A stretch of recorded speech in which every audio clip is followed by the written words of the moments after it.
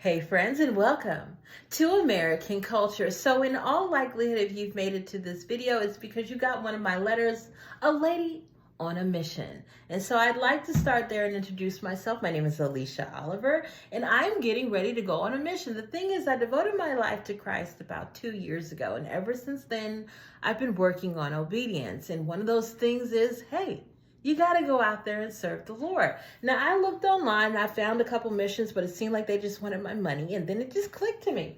My church says this, so we should just go with church.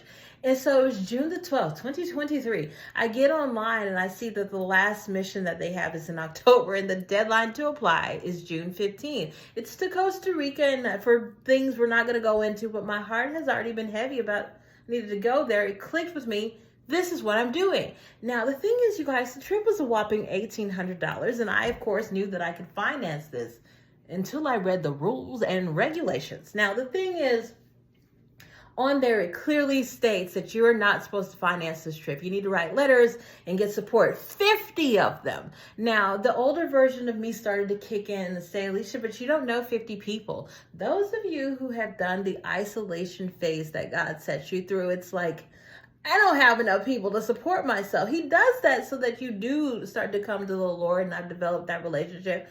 But right now, it's like, you want me to ask 50 people, but you took 50 people away from me. And so that started to sink in. And then, of course, you get reminded of those negative thoughts of, I've asked for money before I feed the homeless, and I asked a few people for $2 for a GoFundMe link. And wouldn't you be surprised? I have a couple people that to this day, if they saw me in the store, would not even acknowledge my existence because they feel some type of way about that $2. And so recognizing that, I don't know, 50 people, and when I've asked before, it hasn't worked out. I was almost like, do I really want to do this? However, the deposit was already gone, and we were. So instead of me staying in that, oh, I suck phase, I was like, God, what's going on here? And he let me know, Alicia, up until this point in life, as obedient as you are, you've really been living as though you're for lifestyle and not progress. Your decisions have been based off of what you have and what you can do in order to create a certain lifestyle. And that's fabulous. Yay. But I'm about progress, and you're going to need me for this. And so you're going to need to see what I can do and what I'm capable of. Long story short, God wants me to see his part in my life and not just me seeing my part. So many decisions, so many choices. How much did I have in my bank account? How many people did I know? How much energy I had? And I never stopped to say, God, what about you? Through you, all things are possible. What about you?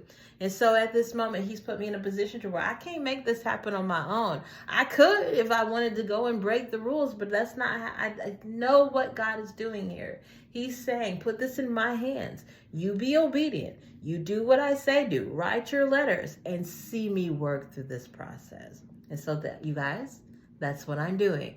My letter to you was God inspired. It's a part of me understanding God actually having a hand in the process of my life, and finally surrendering and giving up me having to do it all on my own, because that was one of my things.